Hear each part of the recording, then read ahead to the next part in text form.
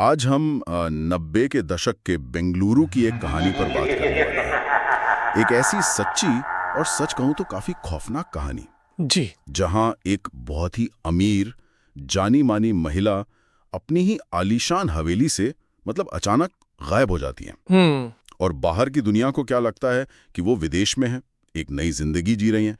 लेकिन सच तो उनके अपने घर के आंगन में ही कंक्रीट के नीचे दफन था। और ये सिर्फ एक गुमशुदगी या हत्या की कहानी नहीं है, ये उससे कहीं ज्यादा गहरी और परेशान करने वाली है। हाँ, ये एक ऐसे मनोवैज्ञानिक खेल की कहानी है जहां भरोसे को एक हथियार की तरह इस्तेमाल किया गया, पहचान को मिटाया गया और फिर अंत में जिंदगी को ही छीन लिया गया। तो हमारे पास जो जानकारी है वो शकीरा खलीली हत्याकांड के बारे में है। आज हम इसी की गहराइयों में उतरेंगे और समझेंगे कि कैसे प्यार और भरोसे की आड़ में एक ठंडे दिमाग की साजिश ने एक इतने भयानक अपराध को अंजाम दिया। बिल्कुल, हमारा मिशन सिर्फ ये जानना नहीं है कि क्या हुआ, बल्कि ये समझना है कि ऐसा हो कैसे पाया। हाँ, वो कौन सी परिस्थितियां थीं। जी, और हम ये भी देखेंगे कि कैसे सालों तक एक सच को छुपाया गया और जब वो सामने आया तो उसने पूरे देश को एक तरह से दहला दिया था। तो चलिए कहानी की शुरुआत करते हैं, माहौल को समझते हैं। हम बात कर रहे हैं बेंगलोर के एक बेहद पॉश इलाके की, जी, जहां शकीरा खलीली नाम की एक महिला रहती थी। और वो सिर्फ अमीर नहीं थी, उनका एक रुतबा था। एक पूर्व दीवान की पोती थी और अपनी शानो शौकत के लिए जानी जाती थी। उनका एक बड़ा सोशल सर्कल था। हाँ, बिल्कुल। और यही बात इस केस को शुरुआत में इतना रहस्यमयी बनाती है। वो कोई ऐसी इंसान नहीं थी जो यूं ही कहीं गायब हो जाए और किसी को पता तक ना चले। सही। उनका परिवार था, दोस्त थे, वो पार्टियों में जाती थी। तो ऐसे में एक दिन वो अचानक सबके लिए अदृश्य कैसे हो जाती हैं? और यहीं से कहानी में एक नया और बहुत अहम किरदार आता है। हमारे सोर्सेज बताते हैं कि शादीशुदा होने के बावजूद शकीरा का एक शख्स से अफेयर चल रहा था। और यही रिश्ता इस पूरी साजिश की, कह सकते हैं, नींव बना। हाँ, यहाँ पर जो दिलचस्प बात है वो है अपराधी के काम करने का तरीका। ये कोई अचानक गुस्से में किया गया अपराध नहीं था। बिल्कुल नहीं। इस शख्स ने बहुत धीरे धीरे एक रणनीति के तहत शकीरा की जिंदगी में अपनी जगह बनाई। उसने पहले उनकी कमजोरियों को समझा, शायद उनके अकेलेपन को, और फिर उनका भरोसा जीता। हाँ, अपराध मनोविज्ञान में इसे ग्रूमिंग कहते हैं, जहां शिकारी अपने शिकार को पूरी तरह अपने कंट्रोल में लेने के लिए एक लंबा खेल खेलता है। और एक बार जब वो भरोसा कायम हो गया तो फिर उसने उस भरोसे का इस्तेमाल उनकी दौलत पर कब्जा करने के लिए किया। बिल्कुल। जांच से पता चलता है कि उसने धीरे धीरे शकीरा के पैसे और उनकी प्रॉपर्टी के मामलों में दखल देना शुरू कर दिया था। यहां तक कि पावर ऑफ अटॉर्नी भी अपने नाम करवा ली थी। ये एक तरह से क्लासिक मैनिपुलेशन का केस है। अपराधी सबसे पहले पीड़ित को उसके सोशल सपोर्ट सिस्टम यानी परिवार और दोस्तों से अलग करता है। हाँ, उन्हें आइसोलेट कर देता है। जी, उसने एक ऐसी झूठी कहानी बनाई कि शकीरा अपनी मर्जी से गई हैं और जब कोई पूछने वाला ही नहीं बचा तो अपराध को अंजाम देना कितना आसान हो गया। लेकिन एक सवाल उठता है, क्या परिवार में किसी को भी शक नहीं हुआ? इतने अमीर खानदान की बेटी अचानक सबसे संपर्क तोड़ दे, ये बात किसी को खटकी नहीं? देखिए, शक जरूर हुआ होगा, लेकिन अपराधी बहुत चालाक था। उसने हर किसी के लिए एक अलग कहानी बना रखी थी। अच्छा। किसी को बताया कि वो गर्भवती हैं और दुनिया से दूर रहना चाहती हैं, तो किसी को बताया कि वो विदेश में बस गई हैं। और आप सोचिए, उस दौर में आज की तरह वीडियो कॉल या सोशल मीडिया तो थे नहीं। सही बात है। तो अगर कोई कह दे कि फलां शख्स संपर्क नहीं करना चाहता तो उसे मान लेना थोड़ा आसान था। उसने शकीरा की गैर मौजूदगी को एक तरह से स्वाभाविक बना दिया। और इसी धोखे की आड़ में उसने कहानी के सबसे खौफनाक हिस्से को अंजाम दिया। जी, अब हम उस रात की बात करते हैं। पुलिस रिकॉर्ड और गवाहों के बयानों से जो तस्वीर सामने आती है वो सच में दिल दहला देने वाली है। एक रात शकीरा को दवा देके बेहोश किया गया। और जो बात इस अपराध को असाधारण रूप से क्रूर बनाती है वो ये है कि उन्हें मारा नहीं गया था। यही तो। वो सिर्फ नशे की गहरी हालत में थी जब उन्हें एक बड़े कस्टम मेड लकड़ी के बक्से में बंद कर दिया गया।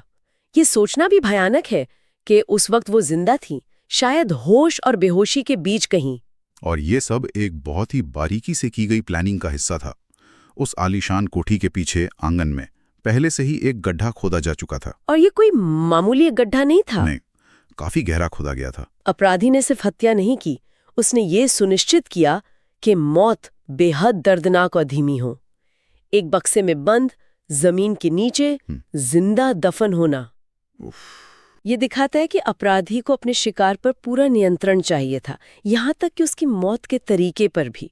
ये सिर्फ लालच नहीं है, ये सेडिज्म है, दूसरों को पीड़ा देकर सुख महसूस करना। और ये प्लानिंग कितनी गहरी थी इसका अंदाजा इस बात से भी लगता है कि उसने किसी मजदूर को नहीं बुलाया। जी, पुलिस फाइलों में इसका जिक्र है। हाँ, ये बहुत जरूरी पॉइंट है कि उसने हफ्तों तक खुद धीरे धीरे बेडरूम की दीवार तोड़ी ताकि किसी को शक न हो। जी, वो नहीं चाहता था कि इस काम का कोई भी गवाह हो। ये जानकारी बहुत कुछ बताती है। इसका मतलब है कि वो बक्से को घर के मुख्य दरवाजे या गलियारों से नहीं ले जाना चाहता था, जहां शायद कोई देख ले या कोई निशान रह जाए। बिल्कुल, उसने एक गुप्त रास्ता बनाया सिर्फ इस एक काम के लिए।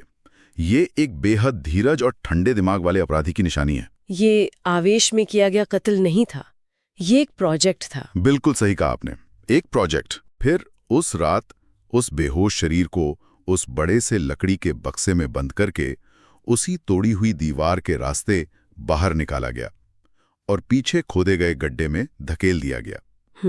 और फिर सबूत मिटाने के लिए उस पर कंक्रीट और मिट्टी डालकर उसे हमेशा के लिए सील कर दिया गया। एक इंसान को उसी के घर के आंगन में दफना दिया गया और दुनिया को उसकी खबर तक नहीं लगी। और यहाँ से इस कहानी का सबसे ज्यादा परेशान करने वाला अध्याय शुरू होता है। जी, ये वो हिस्सा है जिसे समझना मेरे लिए सबसे मुश्किल है।